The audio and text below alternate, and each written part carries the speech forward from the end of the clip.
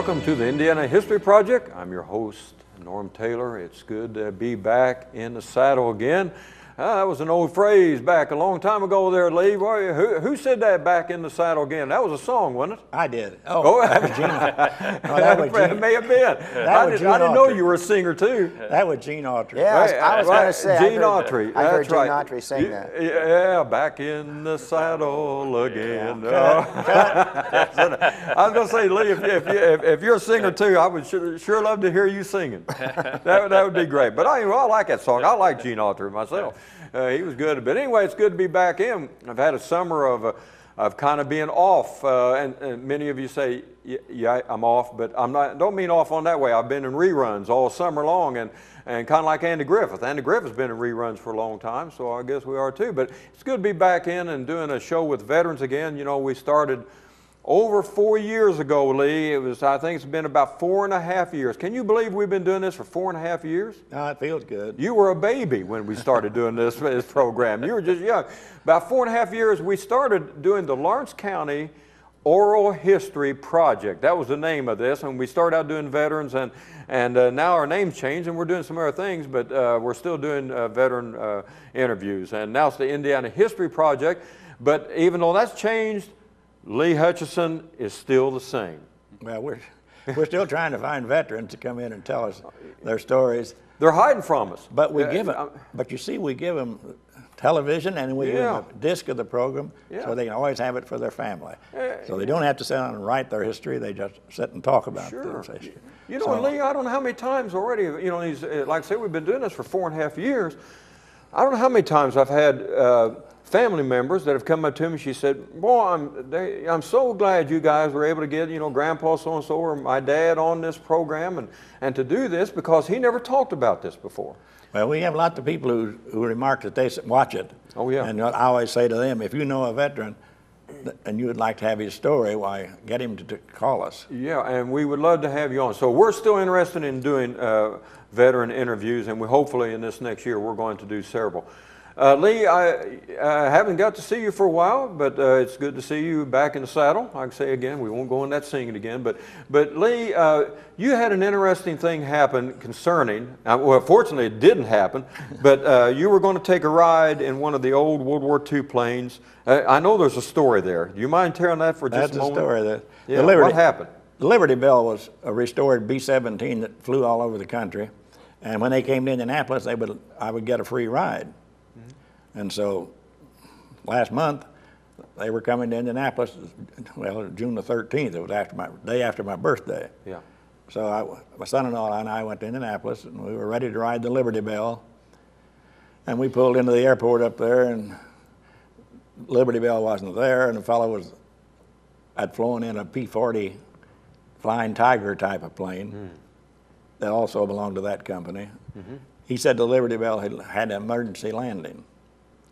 And so that thing took off from Illinois and had fire in one of the number 2 engine, had to land in a cornfield, and the fire, and very good landing. Everybody got out and started unloading things, waited for the fire trucks, and the fire trucks came in, but they wouldn't come into the cornfield, thought it was too muddy.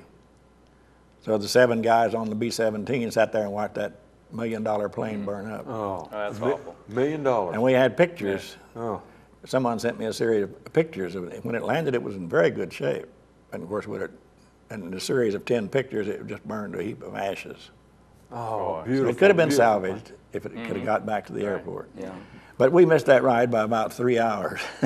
Now, nobody, though, was hurt in this. I mean, they were able to land it, and everybody got out safe. Perfect landing. Nobody hurt anything.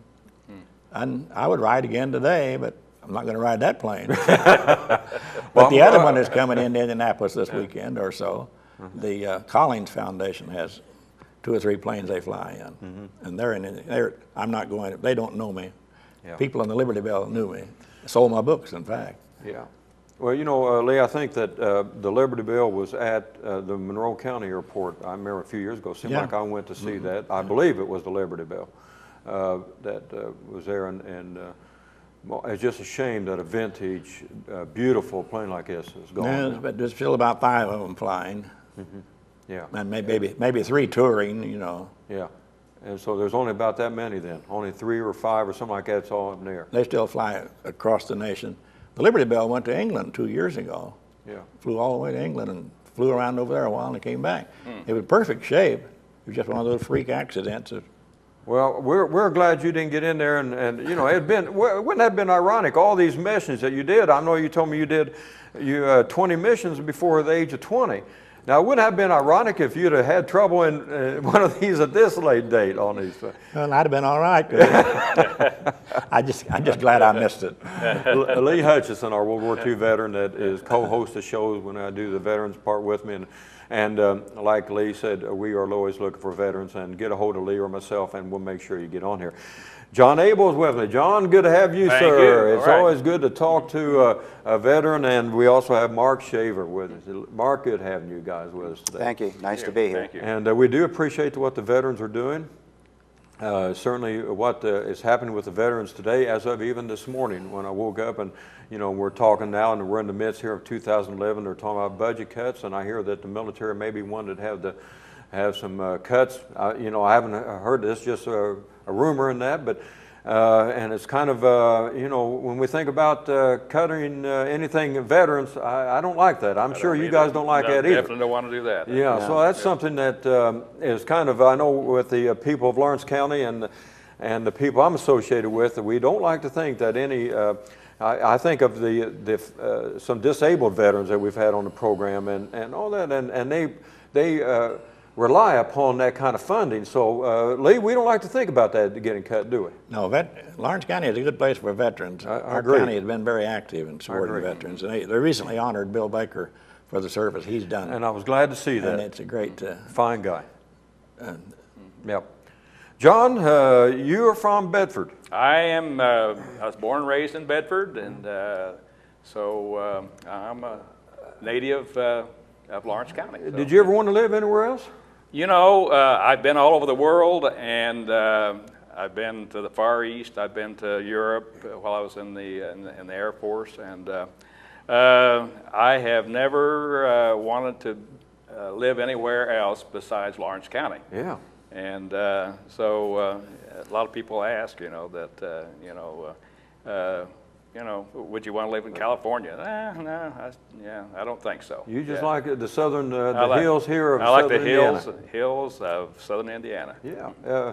Where did you go to high school? Went to high school at Bedford High School. Okay, about what years was that there? Okay, I graduated in 1956. Okay. Yeah. And so, And then did you go into the service right after school? well, I graduated in 56, and then I went into the Air Force in 1957, Okay. November of 57. And Yeah. Okay. yeah. So you didn't wait too long before you got in? No, I didn't. And in those days, you had the draft hanging over your head all the time, you know. And so I thought to myself, you know, I sure don't want to be in the Army and digging a foxhole and all this type of stuff, running around in the woods, and so I said. That's what they do. They run around the woods. They do, right? Well, they were doing that in the '60s in the jungle in Vietnam. Yeah. That's exactly right. And so I said. Trouble is, some of them were hiding in the woods, Okay. moving to Canada and everything else. But so I said, well, you know, and I know my number was getting pretty close, and so I said, I better think about something that I would really like to do. And so I said, well, you know, I think the Air Force would be the thing that would be you know, a good service, and I would learn something, you know, and maybe get an education, and so that's the reason why I went in. So when you were a kid, did you have a dream of joining the military? Yeah, I did, and of course, I remember the end of World War II, and I remember all the pilots over, you know, that were over in Europe, and I probably was talking or thinking about Lee, you know, when he was doing his thing, you know, and Yeah, because you were raised not too far from Lee. Lee and I were about a block apart, Okay. down South I Street. So you both knew each other. Well, yeah, he's a little bit I was he's a teaching. couple years older than I am. I think I was married and teaching school, but we lived Yeah. right down the block. Okay, Yeah, right. so you remember him. He's one of those pesky Yeah. kids that lived Yeah, up on yeah. the corner. You want to tell any stories? So Lee had already, he was in the service. I know but then by the time you remember his time in the service. Right, and I do. Yeah, Yeah. World War II guys. You know, in the 1950s, of course, when you went in, you got in right in between Korea and Vietnam. I did, right. But you would have known a lot of World War II veterans and Korean veterans. Oh, absolutely, You know, yeah. during that time, and like I say, you were just right in there, right in the middle before right before Vietnam. But Right. so during you would have been probably in the beginning of high school when Korea was going on, though. Right, there yeah, at the beginning of high right, school there. mhm, Yeah. right, uh-huh. Yeah. So. Do you remember during that time that that Korea was going on? Was there an itch at all that you kind of wanted to go in the military when the Korean thing was going on? What was your feeling during that time? Do you remember? You'd have been a young man. You'd only been 13, 14 years old. Well, 15 maybe. The only thing is, I knew I didn't want to be in the Army, and but the Air Force, the F-86s, you know, I kind of followed those. You know, that's when the F-86s were really coming into being. And that's the first combat aircraft that we had, and so they really, you know, made a good showing of themselves. And I know Gus Grissom was an F-86 pilot over in Korea. You know? Okay. And so I kind of followed all that, you know, and. You know, John, that's a good point you're bringing up there, and I don't want to disrupt. But you know, right now we're going kind of through an anniversary with Gus Grissom Right. here in this county. But you know, Gus Grissom had a major impact on a lot of people's lives during that time, didn't Right. he? I mean, a lot of young men's lives Right. back in. That he had a great impact on the lives of people. Probably with space and the Air Force. Right. So was there a little bit of an impact there with Gus Grissom? Oh yeah, on you? definitely was. You know, I mean, he wasn't real. He wasn't a popular as a astronaut in those days, but as a pilot and in the Air Force, and so we all knew about him. You know, so Right. Anyway, that's Yeah. he did. Well, a lot of these guys are astronauts, weren't they? I know a lot, but several of them was pilots, or wasn't it Yeager? Chuck. I mean, Yeah. I remember reading about the exploits of Chuck Yeager, and Yeah, he was a test pilot. he was a test pilot. Yes, Right. Yeah, very much so. So I'm glad to hear Grissom had an impact there. He's one of our Lawrence County guys that we certainly need to keep his name out there. Right. John. That's good. Yeah. Mark, did you know Mark? Did you know Gus? No, because I was raised in Cleveland. Okay, okay, you And, got here late then. We came to Bedford in 1968, Okay. and you know. So, you know, Mark, you know, being raised in Cleveland, about what years are you talking about? When were you in high school? Well, I graduated in 1960, Okay, so I was in there from 56 to 1960. okay, And I would have gone right in the service then because, like John, talking about the draft, I knew it was going to probably get me. And I didn't want to do something that I didn't want to do in the Army. So I talked to the recruiter. And I've always been kind of interested in the medical field. And he said, yeah, he said, I could, you know, guarantee you that you'd be a medic, you know, if you would join. And I thought, well, you know what, I think I'll just join that. And I would have gone right in, but my sister she was getting married in October. And I wanted to be in the wedding. And I thought, well, I'll wait till after she gets married. So I went in October of 1960. okay. And then And what branch was that again? the Army. You went in the Army. Yeah, and Okay. and why I picked Now the you weren't Army. like John there. Now he wasn't wanting to roam in the woods. No, but I was- You didn't care to do that. As long as I could pick my own field, see, I felt safe. Oh, okay. All right. But why I picked the Army, I have no idea. You know, over the Navy or the Air Force, I just picked the Army. Well, was either your fathers in the Air Force or Navy or anything? No. Either one of yours? No, my father, he was 30 when the war started in 1941, and he was one of the founders of Crane, and so he worked in the ammunition production down at Crane, and Today, I was just looking through some of his stuff, and I seen where he got a discharge as a seaman recruit. And I think they, at that time, they said that all of these guys that were that age, he was 30 and he had a family and he worked in the ammunition production. They didn't want him to be, you know, active, and so they actually put him in the Navy, and then they discharged him. So he did have a discharge as a seaman recruit. That's pretty neat, I think. Yeah, Sure there were so many guys that were so necessary to the defense Right. that they didn't want them in the service. Right, They need yeah. to stay here. Right. And people don't always understand that, but That's right. we had to build a complete arsenal Right. from nothing. We started from, I remember when they started Crane, there was just a bunch of dirt roads and trucks and things. And just a That's mess nice. down, we called it Burn City. 1941. And that's what it was. I was still home. I believe I have in my possession, I'm going to have to bring a picture of it in here, Lee, because I've always been told this. My grandfather had it, but I've got 2 concrete-like bombs that I have possession of. There was actually several that my grandfather had, and I always heard that they used these because it was the actual weight of the bombs as in practice runs. Someday I'm going to bring that in, see what you think about that. But I've got them, and evidently there was a lot of them around here in Lawrence County at one time. They said that they used them at Crane, but that's what I've always heard. But I'll bring them in sometime. You ended up, Mark, over here then in 1968, and you married, right? I married. You married a Mitchell. I married a young lady from Mitchell, and You had to come all the way over here to Indiana to find someone to marry? Well, there Well- wasn't anybody in Ohio? Well, my mother was raised in Orleans, so I had relatives down here, and I came here to visit. And my cousin fixed me up with who is now my wife, and we ended up getting married. And I had a job, of course, in Cleveland when we got married, so we moved back to Cleveland. And I decided I liked this part of the country better than Cleveland, and of course she did because she was raised here. And we talked it over, and decided, just to move back here before we got too many roots established in Cleveland. And we've been happy in this area ever since. Yeah. I love this area. Well, we appreciate you saying that. And, but you had family still back here in Cleveland then? My sister still lives there, and her husband, and she had 5 kids, so they're all living there, yes.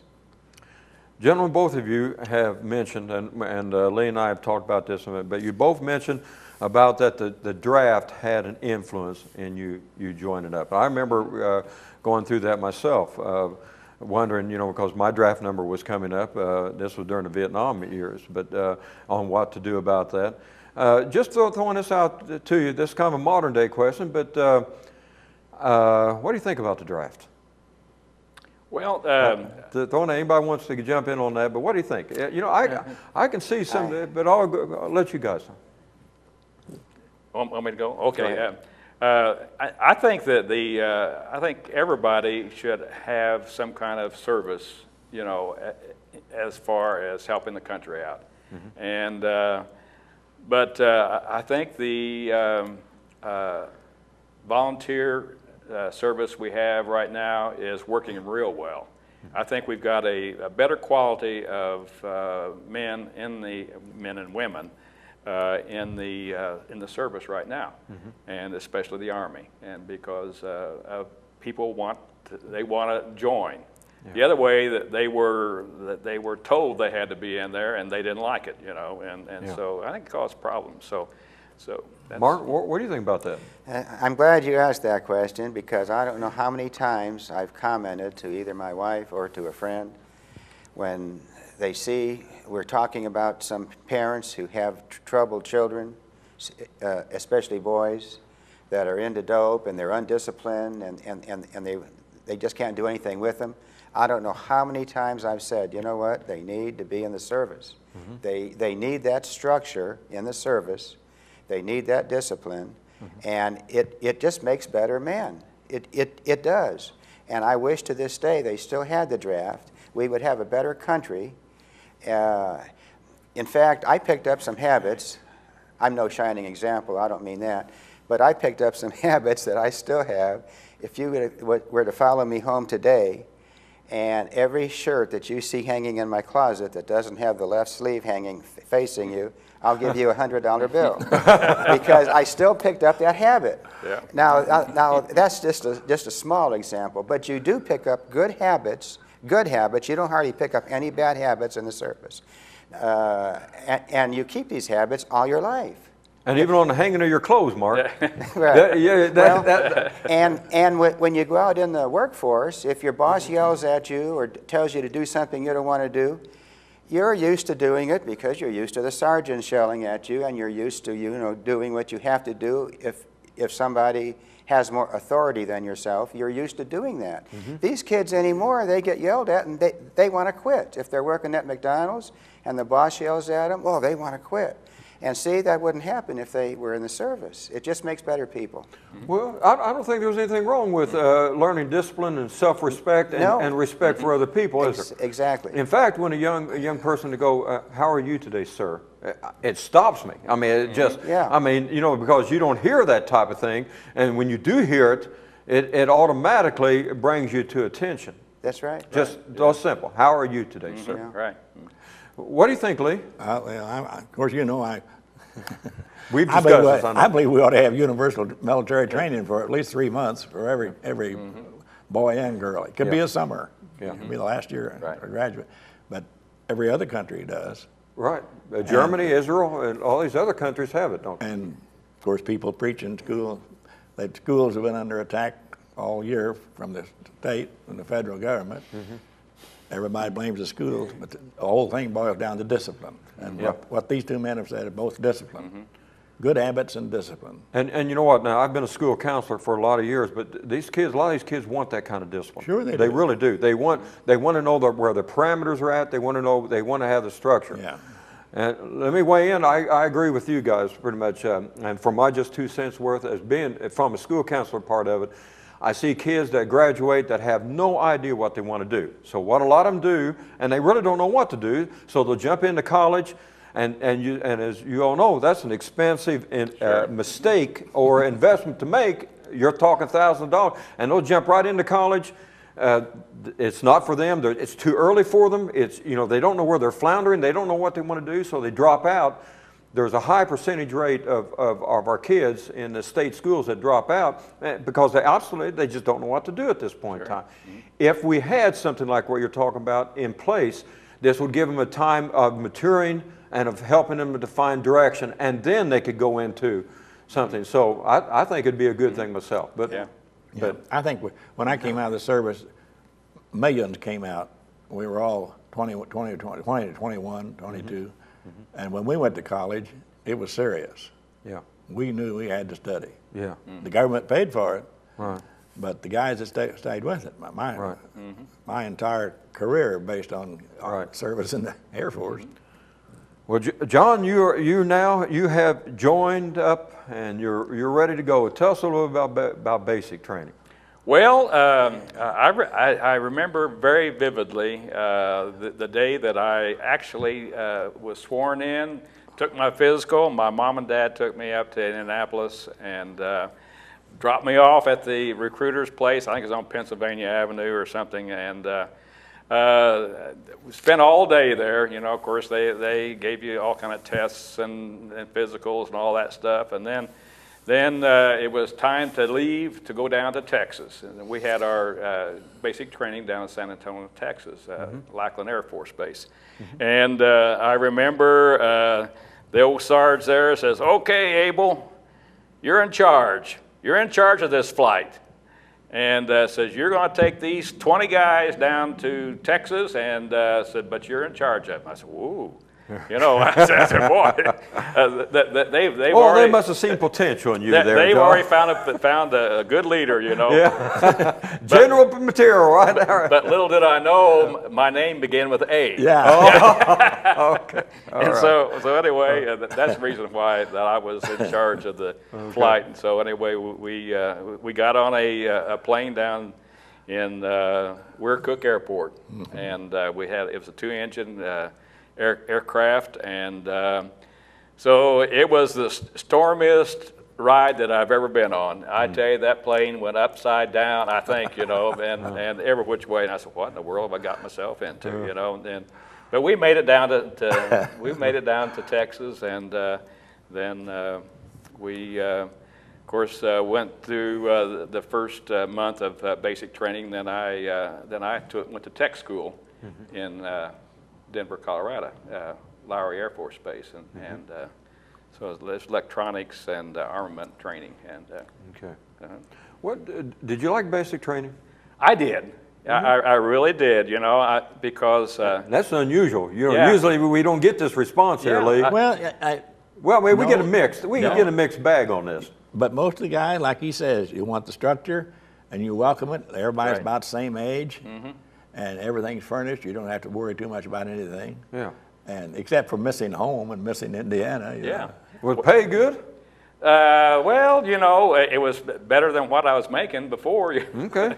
And so I didn't really miss, you know, being away from home that much, because my first 2 years in high school, I was a seminarian down at St. Meinrad to become a priest. And of course, that didn't work out. So my last 2 years, I went to Bedford High School. So I knew about, you know, being away from home, and so I'd got my crying over. You know?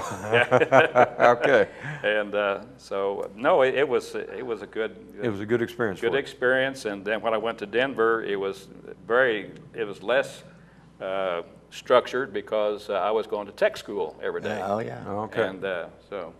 Well, but you know, Mark, you know, when you get to basic training, you got people telling you what to do. Yes, you do. Well, I mean, if you know, here you're a young man. You're not very old. Did you like people telling you what to do? Well, you know, I thought of the psychological part of it. I've heard guys in there that just say, that SOB sergeant, you know, he yelled at me for doing this, and they're picking on us, and they're being petty. And he says, you know, they should treat us nice. We joined the Army, you know. They should be glad to have us here. But I knew that in basic training, that their harassment and the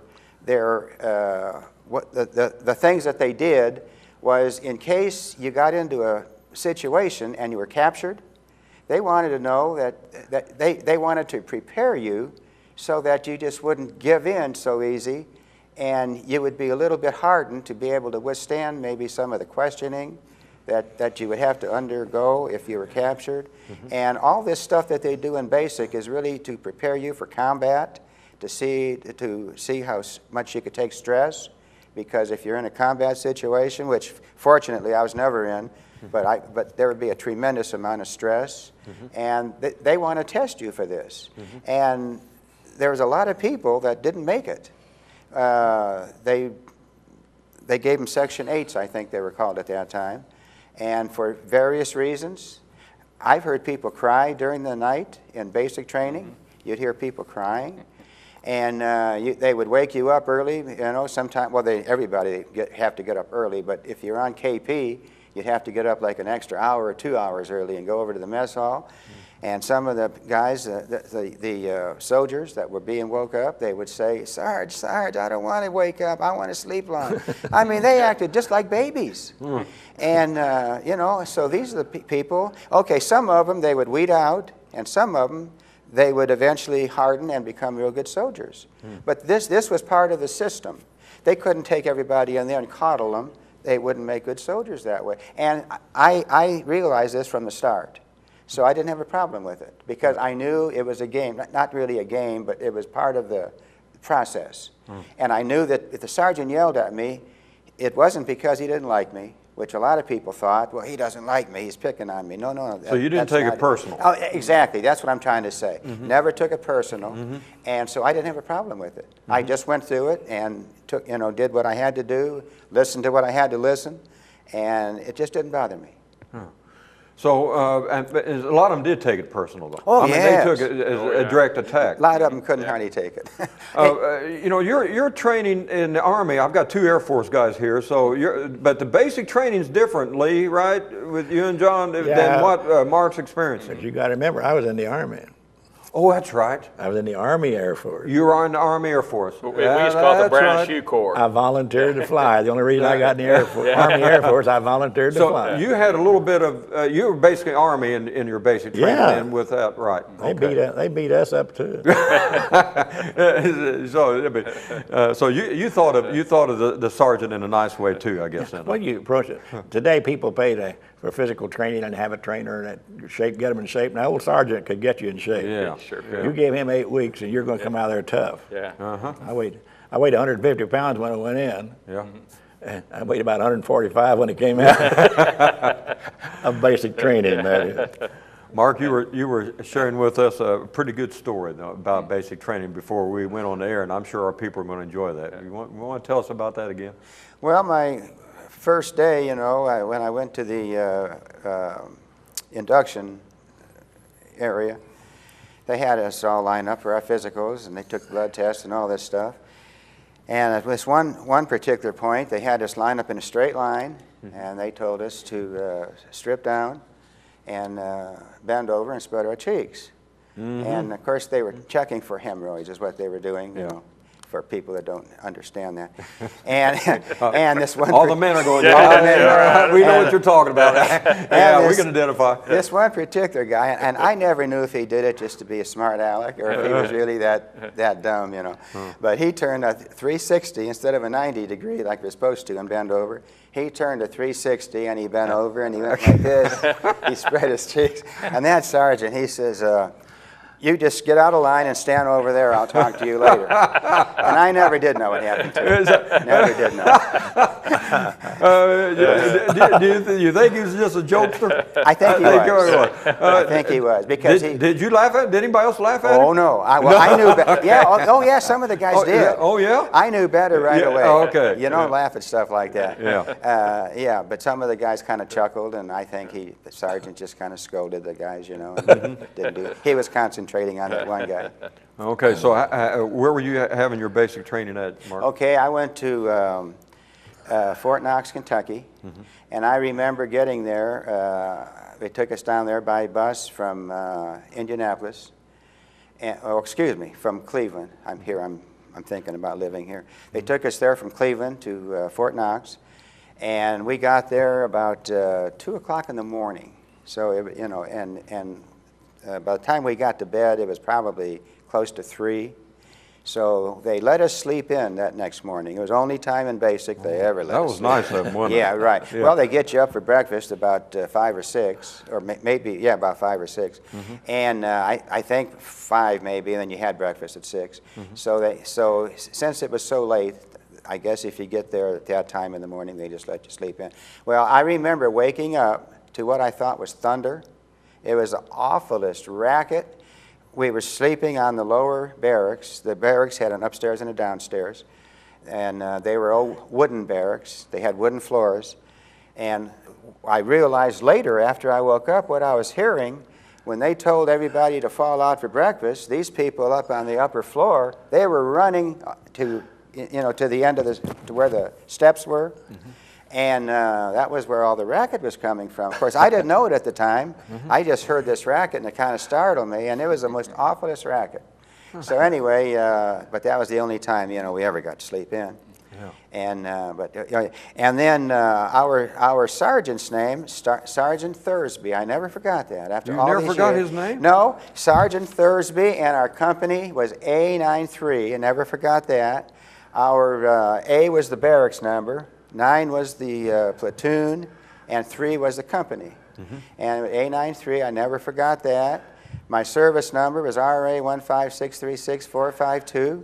I never forgot that. Mark, how do you remember all these numbers? I don't know. This was years ago. But there's also something 50-some years ago. There's also something strange about this story. Okay. My MOS, when I went to medical training, the field medic was MOS 911, or excuse me, 910. MOS means that's your classification of your job duty. Was 910. Well, I guess when you tested out good on your studies, the people that tested out good went on to be a hospital corpsman, which was 911. And I guess I tested out good enough where eventually I was a hospital corpsman. So I remember my MOS was 911. So knowing all that stuff, I can't remember my rifle number. And they made people memorize that.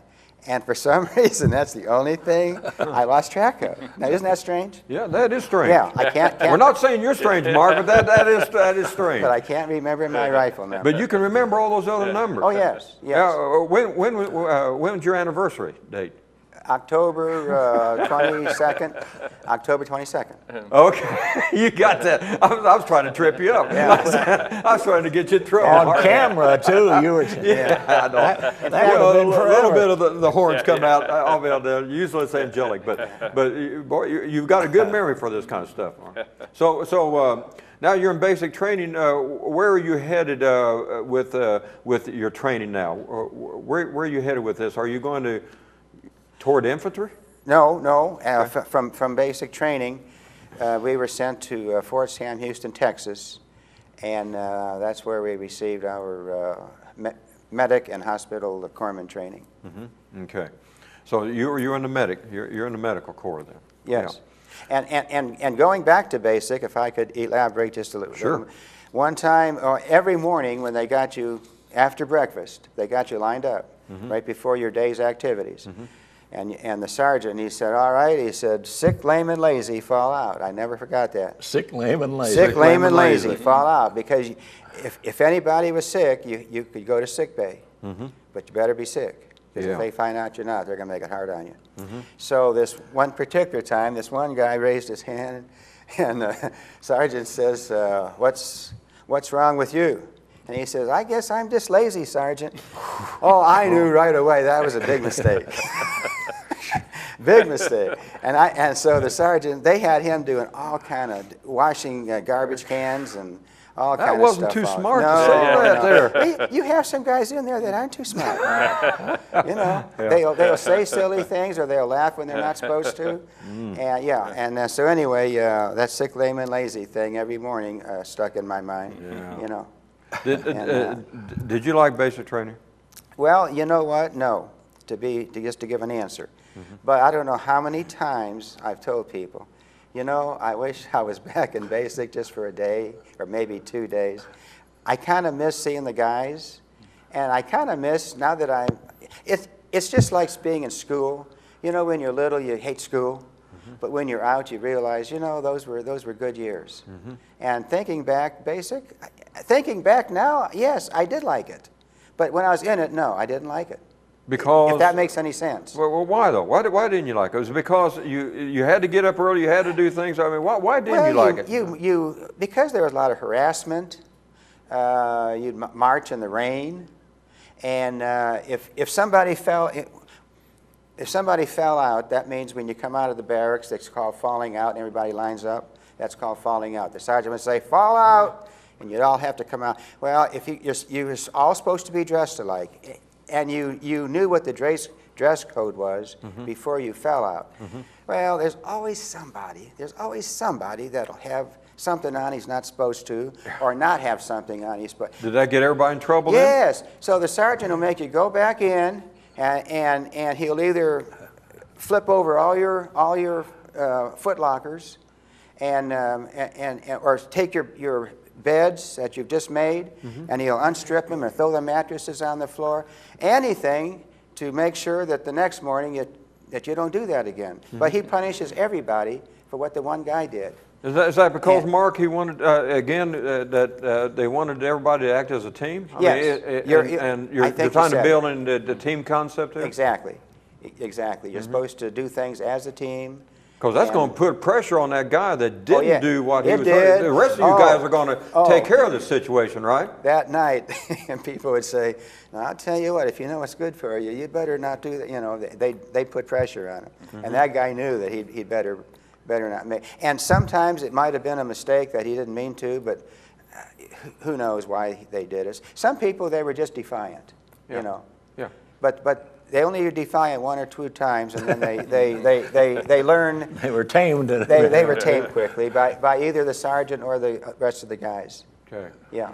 So you're heading at this point in time for medical training. We're going to come back to you, and then you're going into a technical field now, John, at this point in time. Describe it at this point in time, then. We'll pick up from there. Okay.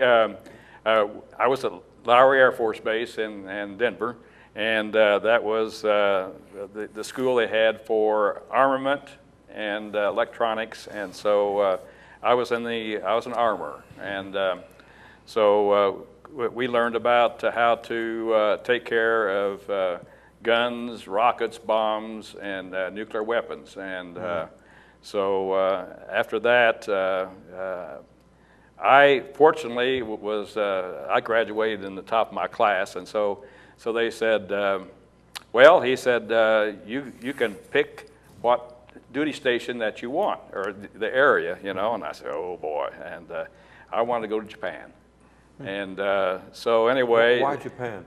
I just, you know, I wanted to get out of the States, I wanted to go overseas, and I had just heard a lot about Japan, and it was a different culture, and so anyway, they said okay, and so that I had orders cut for Japan, and so at a TAC fighter base, and so about a week before I was supposed to go home on leave to go over to Japan, I got orders and said your order's been canceled. Of course, and then so they assigned me to go to Nellis Air Force Base in Las Vegas, and so Rough duty. and so that was and so it was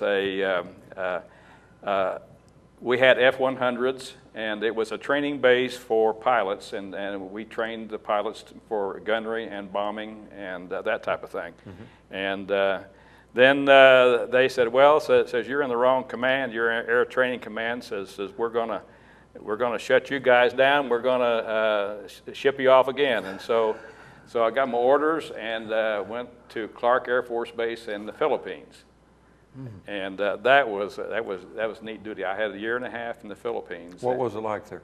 It was hot. It was wet, and but it was very pleasant. The people are just really great. Just friendly people, and so. Did you still see any of the effects of World War II? Oh yes. See, we were on Clark was a base that was had been used by the Japanese, and so we still saw, you know, a lot of the Japanese influences there, you know, and we had the little Negritos that they were the indigenous Filipinos, and of course they hated the Japs, and it was still pretty strong then when you were there. And they, I shouldn't say Japs, but that's what they called them anyway. Then that's what we call them. That's right. Today everybody wants to redo it. Right. Yeah. Right. Because they own the country. That's right. And so anyway, they I guess they were pretty rough on the Japanese. They'd go in and at nighttime we had heard, you know, that in the barracks, and they'd sneak in there and they'd cut the throats of every other Japanese laying in the bunk. So, you know, that was kind of a scare tactic, you know. But anyway, it was a very enjoyable. From there, we went TDY over to. We had TDY? Temporary duty. Okay. Okay, and that was we had a alert base up in Taiwan, and so we had 4 F-100s loaded up with thermonuclear bombs, and you know, 24 hours a day. Oh. To be you know, China. China was just right across the straits from us, and then we used to go. And this was in the late 1950s. This was in the late 1950s. Cold War years. Right, it was, and so you know, we could hear the communist Chinese that were shelling the little islands off of Matsu and Quemoy. Remember that? I don't know if you remember that or in not. The late 50s. Right, and so, but we slept. We were out at a Chinese Air Force base, and it's at Tainan, and that was an experience in itself. And being on a Chinese, we had Chinese food and we had Chinese everything, you know. I guess you picked up a little bit of language. We did, right? Yeah. And I used to be able to count in Chinese, but anyway, got to see a lot of the Far East. We just go down to Thailand, and that was right before the Vietnam War. Yeah. You know, we'd fly over. You know. Was there at the time, you're talking about like in the late 50s, so when did you exit from military service? Okay, I exited. I was actually supposed to be in there for 4 years, and then we were over in Germany. No, we were in Turkey, and we had alert base in Turkey, and I got a letter from President Kennedy, and the Berlin crisis had started up at about that time, and President Kennedy says, I would like to have your assistance for another year, you know. And so they extended me for another year. And so anyway, I said, you know, you can't do anything about it anyway. So, and so anyway. Well, they asked politely. Yeah, they did. Right. I got a letter from the president. Well, 3 volunteers. Yeah, right. Yeah, right. Okay. And so anyway, so I actually spent, after it kind of quieted down, they gave you a choice of getting out early. And so you can either serve your full year or you can get out in 6 months. And so about that time I was about ready to get out. So I got out. So I had 4.5 years in my service. And, you got to see a lot there, like I say, Thailand and Japan, and you got to really get to see a lot of places. And Europe, Turkey, Germany, and my goodness. Yeah. Mark, you're at med school. You are in training there. Pick up from there. Okay, well, one thing too I remember, when I was in basic, I'm going to go back to basic just real quick. I was always hungry because, you know, you burn so many calories doing what you're doing. You had to change the bed. And I had to change it. And you always eat, and you're only given like about 10 minutes to eat because they have to get you out of there to get others in the mess hall. And so you can't go back for seconds, and you have to just gobble your food down, and you don't get all that much. And I was always hungry. Well, okay, now I'm back at Fort Sam Houston in my medical training. We were in the mess hall one day, and you got to go back for seconds, and you had a little more time to eat. And I remember walking back with my buddy to the barracks this one particular day, and I just was so full, you know, because I'd eaten so much. And I remember commenting to him, I said, boy, I'm glad we're not back in basic. I said, I couldn't run like this. I said, I'd be puking. And that hit me, why they didn't feed you that much. Because people couldn't do the exercises. And, you know, marching and running and climbing over obstacles. You couldn't do it if you had a full belly. And I never thought about that in basic, see? But so it hit me that's why they didn't feed you too much. It sounds like they knew what they were talking about. Yeah. They had it down to a science. Yeah, they did. And then from there, I went to Fort Ord, and that's in California, and I worked in the hospital. That's where I was assigned. And I thought I'd be there for the rest of my tour. But like John mentioned about the Berlin crisis, well, one day we got orders to go have our shots. Yellow fever, malaria, beriberi, stuff I never even heard of, you know. And we knew right away we're going somewhere. Yeah. Well, that's when the Berlin crisis broke out. And I was shipped over to Landstuhl, Germany. There's a second general hospital there up on top of a mountain in Landstuhl. And that hospital is still used to this day. You might hear on the news sometimes, or a wounded soldier from Afghanistan, before he's shipped back to the States, they'll ship him to Germany because it's closer than bringing him from Afghanistan right to the States. They'll take him to the second general hospital in Germany, and they'll treat him there for a while before they bring him to the States. And that's the hospital that I was assigned to, and then I was there until I got discharged. I see. And one thing Lee said that stuck in my mind too, going back to basic real quick, when he was talking about when they asked for volunteers, you, and you. I learned right away when somebody came in, the barracks, some sergeant or somebody, said, I need 3 volunteers. Well, they're hoping for volunteers, and they hardly ever get them, you know. Once in a while, somebody will raise their hand. But anyway, don't make eye contact. They can't pick you if you don't make eye contact. Okay. And as soon as he said, I need 3 volunteers, I'd just look away. And pretty soon I'd hear him say, you, and you. And then I knew it was safe to look up.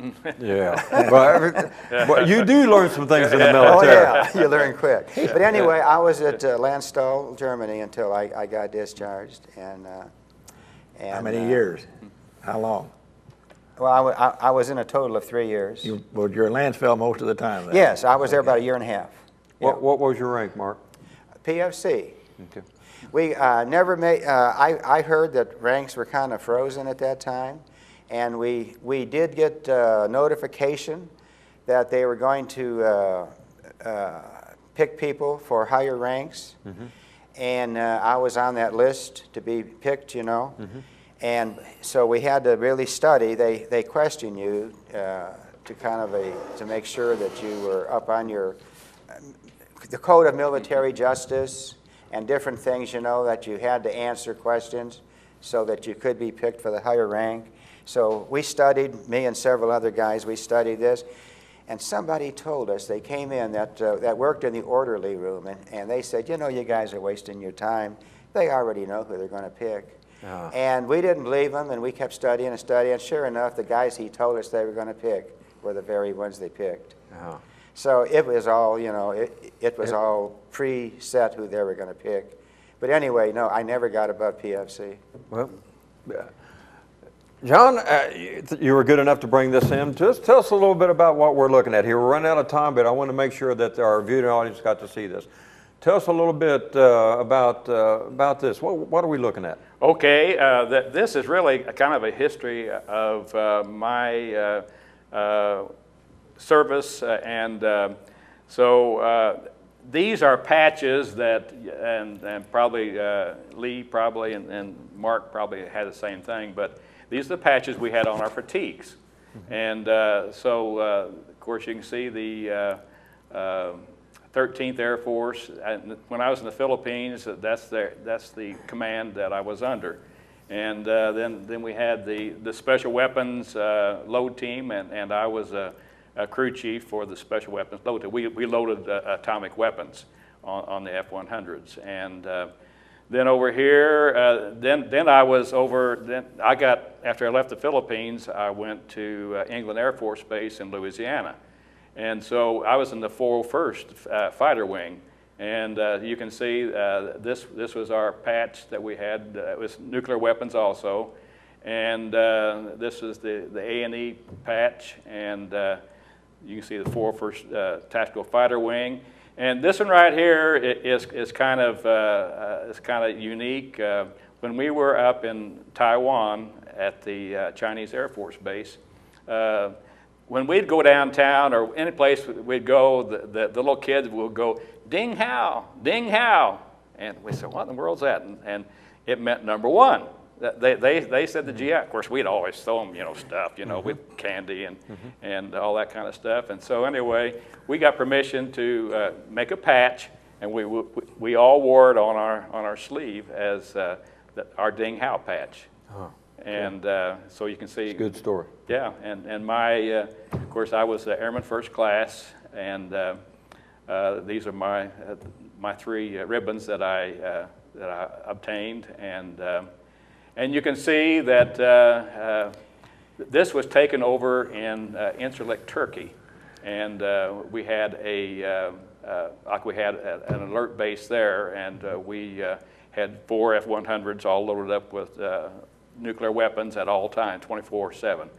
And so, but when we were off with them, then the pilots had to get their time in. Yeah. And so I used to go up, and I'd ride in the back seat of the F-100. And that is a neat, F-100 was the first aircraft that would fly the speed of sound on level flight.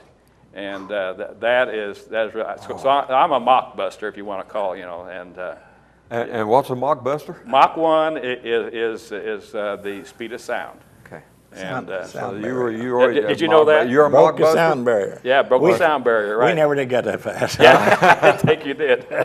Now, John, I didn't see your Congressional Medal of Honor on that. Well, I forgot to put it on there. Yeah. It's quite impressive.